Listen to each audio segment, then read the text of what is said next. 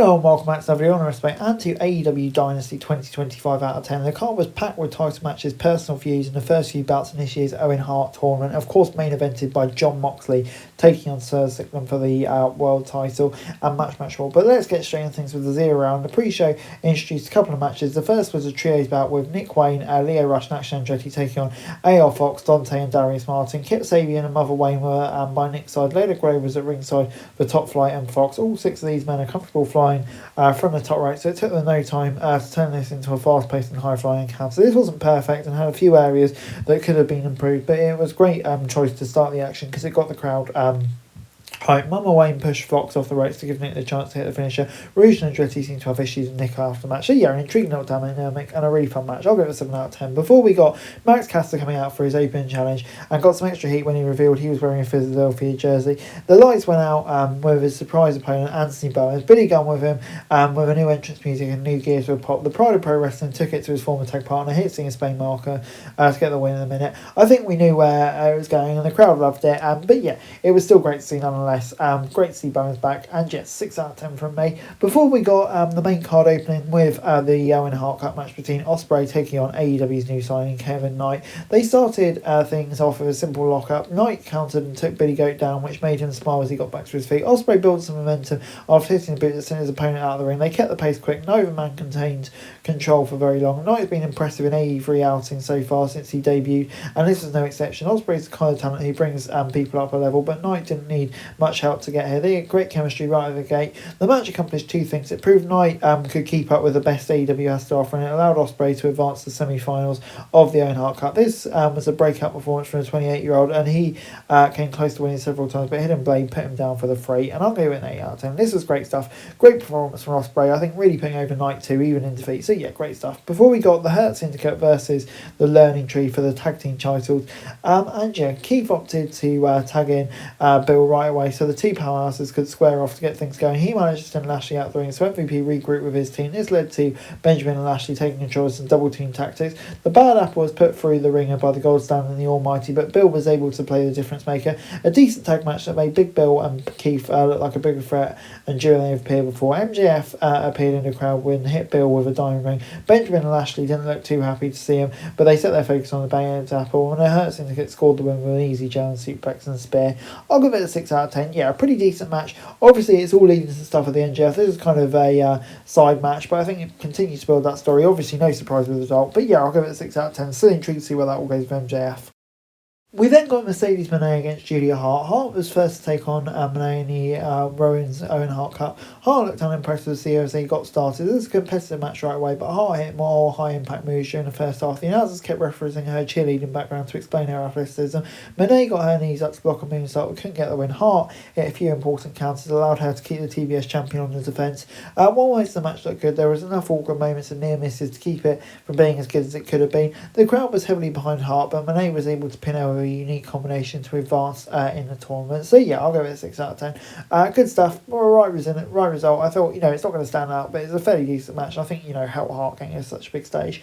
The Trios Championships were then up for grabs when Wheeler Yuta, Claudio Castagnoli and Pac defended against rated FTR. Harwood cornered Pac to begin the match, but he made a clean break. The crowd was chanting profanities at Yuta as he got started. Once the youngest Death Rider tagged in, Cope and FTR kept him cornered so they could dish out more punishment.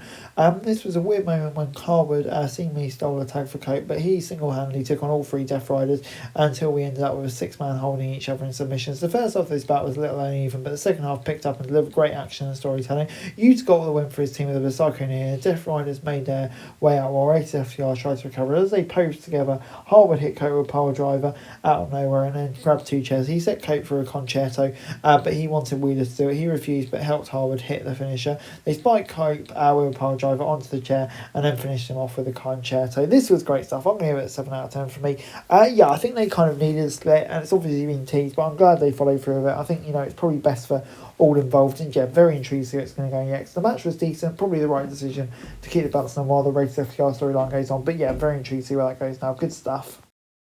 We then got Toni Storm against Megan Bayne. Bayne challenged Storm for the Women's World title in the next match, but she had Penelope Ford by her side for support. Luther accompanied Storm as he usually does. Bayne used her significant size and power advantage to push the champion around for a while, but the timeless one made a comeback and hit a huge crossbody for 2. Ford then tripped the champ and helped her friend regain the upper hand. The Megasis threw Storm around like she was nothing to show off her strength. The match was designed to make Bayne look like a serious threat to everyone in the women's division, and Storm helped accomplish that goal by selling everything that happened to her like a pro. Luther carried Ford away so she couldn't interfere anymore, but that doesn't stop Bayne from continuing to dominate the action. The challenger looked almost unstoppable in the end, but an inside cradle put it away. Having that pinning combination protected Bayne, I think also allowed Storm to continue her relatively short title reign. So yeah, the right call, and I think Bayne both of them look good, so 7 out of 10. We then got another Owen Hart Cup match as Fletcher and Briscoe met for their 4th encounter. Briscoe was 2-1 coming into this one, so the Protestar was looking to get an early advantage and nailed the chicken with a suicide dive during his entrance, but Briscoe quickly took down his young opponent. Once Fletcher took control again, he began to dismantle the chicken with power moves. He hit a few power bombs at ringside. That did a lot of damage.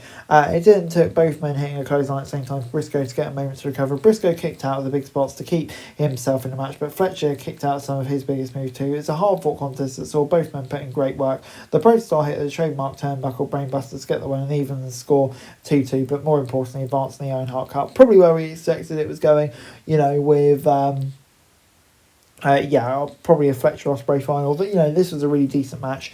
Both men going at it, and for me, probably the right result. 7 out of 10.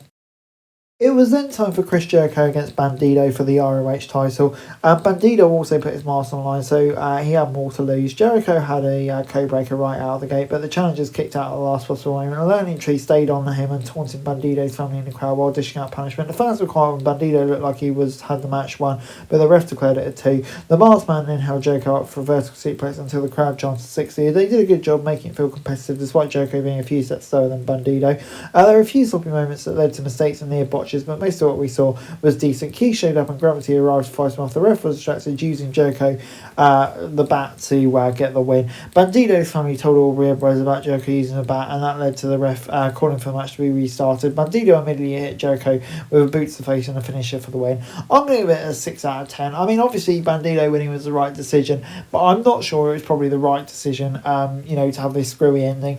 It didn't really make sense. Why did they turn it around this time when they never normally do, and stuff like that? So yeah, I'm going to give it a 6 out of 10. Probably inconsistent booking and probably a weaker match compared to what we saw on most of the card too. Moving on into Daniel Garcia against Adam Cole, and there were no time limits and nobody else was allowed near the ring for this match. They started off simple, but this quickly turned into a striking match between two men who felt like they had something to prove. Cole began selling an ankle injury and Garcia got right on him and it started stomping his bad leg to make it worse. Red Death began building momentum from that point as Cole struggled to recover. The challenger was able to start making a comeback and almost won a crucifix, but Garcia grabbed him in an ankle lock moments later to put more pressure on his injured leg. These two have worked well together in every match. They continued as a trend on Sunday. Both men came into this knowing they had some big competition on the cards. They worked a more cerebral match instead of just focusing on high spot. Garcia attempted a power driver from the middle rope, but Cole made a desperate counter that set him up for a Panama side rise. He hit 2 in a row, followed by a running knee to become the new champion. Cole offered a handshake and Garcia took it and raised his hand with a look of defeat on his face. But this was a great match. Cole winning for me is the right decision. Garcia's had a decent reign, but I'm looking forward to seeing what Cole can have with a belt. He definitely deserves it, and very intrigued to see what he does with it. This was great stuff. Very pleased with this. It was then the International Championship between Bayley, Ricochet and Omega. Ricochet rolled out of the ring to force the other two to fight on each other. He tried to sneak in when they were locked up, but Bayley nearly took his head off with a kick. The first few minutes were a series of spots that only involved 2 of the 3 competitors at a time, so they were taking turns and finding ways to replace one another. Omega and Bayley never formed a partnership, but they seemed to avoid hitting each other so they could strike Ricochet whenever possible. Ricochet took control and got on commentary for a moment to brag about, but Bayley knocked him in the face to put a stop to his mid-match promo. The crowd responded with a huge pop. All 3 men worked their asses off here to put a fun showcase of their respective styles, and the crowd was behind Omega and Speedball while booing at Ricochet at every turn. Even after more than 4 hours of wrestling, the crowd was energetic. This was an outstanding way to give Bayley his first big pay-per-view performance. He held his own against 2 of the most highly respected high flyers in the game, so he probably earned a lot of new fans in this bout. They packed a lot of incredible action into this match, but only one man was going to leave with the title. Omega winning with a one-way Angel to Ricochet. An incredible match from start to finish. It worked hard for anyone looking to follow them. As Omega was celebrating, Okada came to the ring. It looks like getting a title match. Omega v Okada once again in AEW is going to hit incredibly hard. So yeah, can't wait for that. On the whole, this was just great. 8 out of 10. Moving on then, we got Mox versus Swerve. Mox put the world title on the line against Swerve in the main event, but the champ didn't come alone. He had Marina Shafir by his side, hoping the briefcase containing what he would assume was a title belt. The match got started at 10 minutes to midnight, so this show was definitely running longer than expected. They started with some grappling on that instead of the slugfest the announcers were expected. It finally turned into a fight when Swerve started hitting forearms in the corner. They began to turn the intensity up a bit, but this wasn't a hardcore match. They had to work within the confines of the roles, but that didn't mean the match was bloodless. Despite following one of the biggest matches of 2025, Mox and Swerve were able to make their fight feel unique, so it didn't feel short of whatever came before it. These two put together a great match and went through hell, and it looked like Shafir was going to ruin it until Prince Dana got in her way. She took him out with a briefcase before Max accidentally hit her with a cutter. Mox set up a ladder, and they ended up fighting on top of it until Swerve put Mox through the Spanish announce table with a double stomp. This ref got taken out with a chair and hit a few minutes later, which led to Hangman coming to the ring. He set up the buckshot area as both men got out, but the other Death Riders stopped him before he could choose who to hit. Hangman took out all three and then hit the Deadeye on Mox. The Ops ran down to the fight off the Death Riders. Strickland set Mox up for the Swerve Stomp and hit a flush, but the lights went out before he could make the cover. The lights came on and the Young Bucks hit Swerve with a BTE trigger. The ref crawled into the ring and made the count to declare Mox the winner. Most of this match was good, but the Bucks getting involved felt like too big of a swing. It made no sense about the explanation and left a sour taste in the mouth. And yeah, I think it's probably the right time for a new champion as well. The match was great, but you know, I think just a few questionable booking decisions at the end that wouldn't really help here. So I'm going to give it a 7 out of 10. Overall, AEW Dynasty gets a 7 out of 10 from me. I thought, yeah, on the whole, it was a mostly decent show. Some really great matches in there. A few matches didn't really hit the marks I was expecting, but I thought on the whole, it was decent stuff. Most of the booking decisions made sense. Some big turns, some big news coming out of the show. So yeah, I thought it was another fun AEW pay-per-view. 7 out of 10 for this video. Thanks very much for watching. Remember to like, share, subscribe. Follow us on our socials. Link in the description below for daily wrestling news, meme and content. Subscribe to our other channels on screen right now. That'd be greatly appreciated. Thanks very much for watching. Peace out.